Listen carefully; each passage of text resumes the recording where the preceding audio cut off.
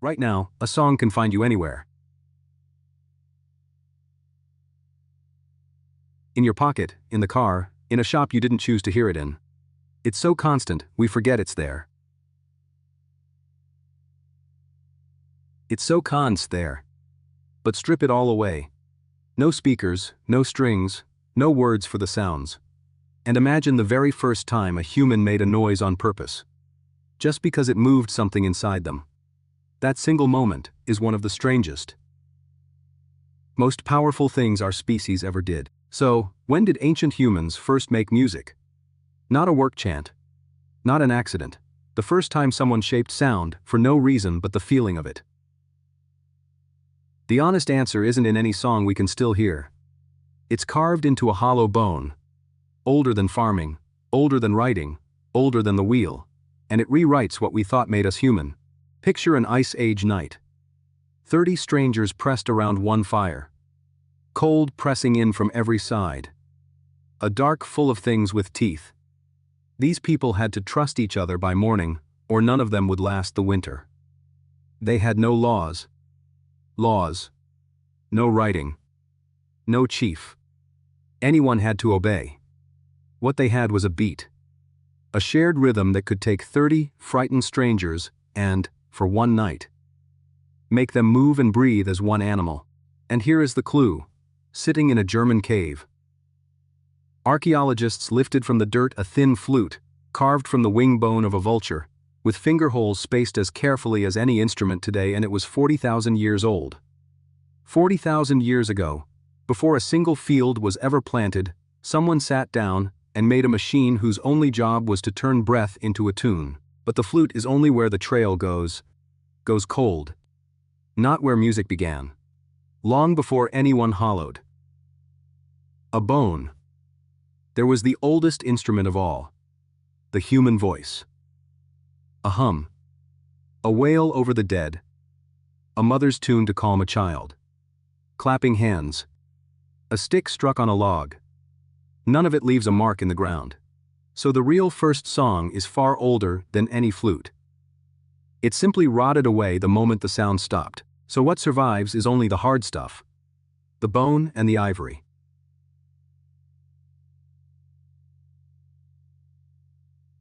In those same German caves lay flutes cut from swan bone and even carved from solid mammoth ivory, split, hollowed, and glued back together with a craftsman's patience. These aren't crude noisemakers. They are true instruments, tuned to play real melodies, proof that music wasn't a lucky accident, but a skill people worked to master.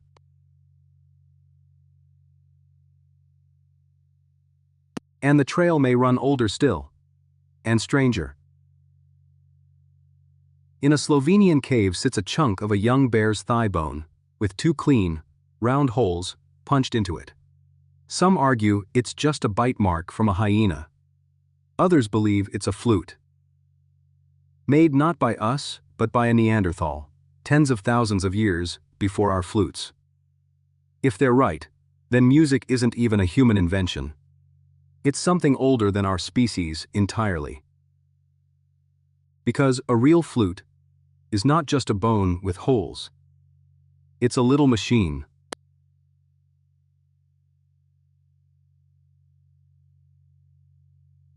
You need a hollow bone, light enough to carry a tone. You have to bore the finger holes at exactly the right spacing, or every note comes out wrong. You have to carve the mouthpiece so the breath splits and sings instead of just hissing. Get any of it wrong, and you have a whistle. Get it all right, and you have a voice that never gets tired, and not just anyone could make one. Cut the holes a hair too wide and the bone cracks. A hair too narrow and it stays silent. This was slow, delicate work. The kind you'd only trust to steady, practiced hands. In that first flute maker may sit one of humanity's earliest specialists, a person the tribe fed and protected not because they hunted best, but because they could build the thing that held everyone together after dark. But the deepest magic was never the melody. It was the beat. When people move in time together, clapping, stamping, chanting one rhythm, something chemical happens.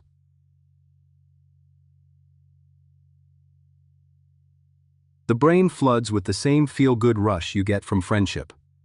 And it happens to everyone at once. A shared beat quietly rewires a crowd of strangers into people who suddenly feel like they belong to each other. Rhythm was the first tool for making a we, and there was never just one kind of music, because there was never just one way to move a person. A hide, stretched over a hollow log, became a drum you could feel in your chest a valley away. Seeds in a dried gourd became a rattle to mark a dance. A blade of grass between the thumbs became a reed to call across a field. Wherever humans went, they turned whatever they had. Bone, skin, wood, breath, into a way to make the air sing. And this is what music was really for. 100 humans is far too many to hold together with grooming and favors alone. Said. The group grows, splinters, and turns on itself. But put them all under one song, one rhythm, one rising chorus. And for as long as the music lasts, they are a single body. Song let humans do the impossible. Trust people they barely knew. It may be the invisible glue that let our tribes grow large enough to conquer a planet, and a song did something no spoken sentence could. It remembered. In a world with no writing, how do you pass on where the water hides in a drought, which berry kills? The whole map of a land your grandchildren will need. You bury it inside a melody. A tune is sticky. It survives being sung wrong, and it carries across generations almost unchanged. The first songs weren't just beautiful. They were the tribe's library, its map, and its history book, all at once. And when words ran out, music stayed. Stand at a grave and there is nothing useful to say. But there is always something to sing. A low, wordless keening over the dead shows up in cultures that never met, on every continent, as if grief reaches for melody on its own. Long before any prayer was written down, the first funerals were almost certainly sung. Music was how humans held the thing too big for words. And here is the strange thing about a song. You cannot pack it. You cannot drop it, lose it, or leave it behind on the trail. When the first humans walked across the frozen bridge into the Americas, carrying almost nothing, they were still carrying every song they knew. The rhythms, the morning tunes, the maps hidden in melody, safe inside their heads. Of everything they brought into an empty continent, music was the one tool that weighed nothing at all, and carrying it changed us. A brain that can keep a beat, hold a tune, and feel a whole crowd move as one, is a brain wired for a very particular kind of togetherness. The same circuits that let us sync to a rhythm, help us read each other, cooperate, and fall into step with a group. Music didn't just entertain our ancestors. It quietly trained the social animal that would go on to build everything else. And soon the one who held the song held power, the person who knew every tune, the histories, the sacred rhythms, the songs that could calm a panic or drive a hunt, became someone the whole tribe depended on. Singer, healer, keeper of memory. Often the same person. To command the music was to command the crowd's very heartbeat. Some of the earliest human authority may have rested not in the strongest arm, but in the surest voice. And music was also the door to the other world. Beat a drum long enough, chant one phrase past the point of thinking, and the mind slips loose. The heartbeat of the drum pulls people into a trance. In that state, healers walked among spirits, seers met the dead, whole gatherings believed they touched their gods. The first concerts weren't entertainment. They were the technology for leaving this world and coming back with something. But like every gift, this one took something back. For 100,000 years, the song was the only vault we had. Every map, law, and memory lived inside melodies in living heads. Then we learned to write it all down, and slowly we stopped needing to remember. We handed our memory to the page, and later to the machine in your pocket. We gained a perfect record, and quietly lost the mind that could carry a whole world inside a tune. And that's why music feels so weightless today. Just something in the background. A thing to fill the silence. It seems as natural as breathing. But there is nothing automatic about it. Every song is built on inventions someone made for the very first time. The beat. The tuned note. the idea that a hollow bone could hold a feeling. We were born into a world already full of song. So we never notice how impossible it was to start. So when did ancient humans first make music?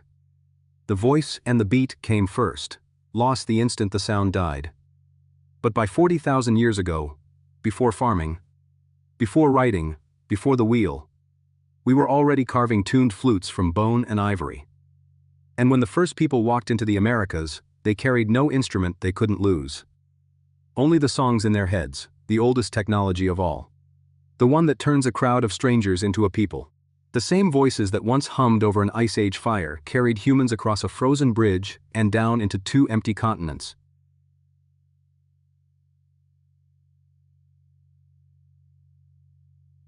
Music is a bridge in every sense, between one mind and another, between the living and their dead, between a scatter of frightened strangers and a single, singing tribe. It was the first thing we ever made that existed only to be shared. So, the next time a song gives you goosebumps you can't explain, know that you're feeling something, 40,000 years deep, the same pull that first bound us together in the dark. If you want more secret firsts hiding inside the human story, subscribe. Because next we're asking a question you've never once thought about, and the answer will change something you do every single day.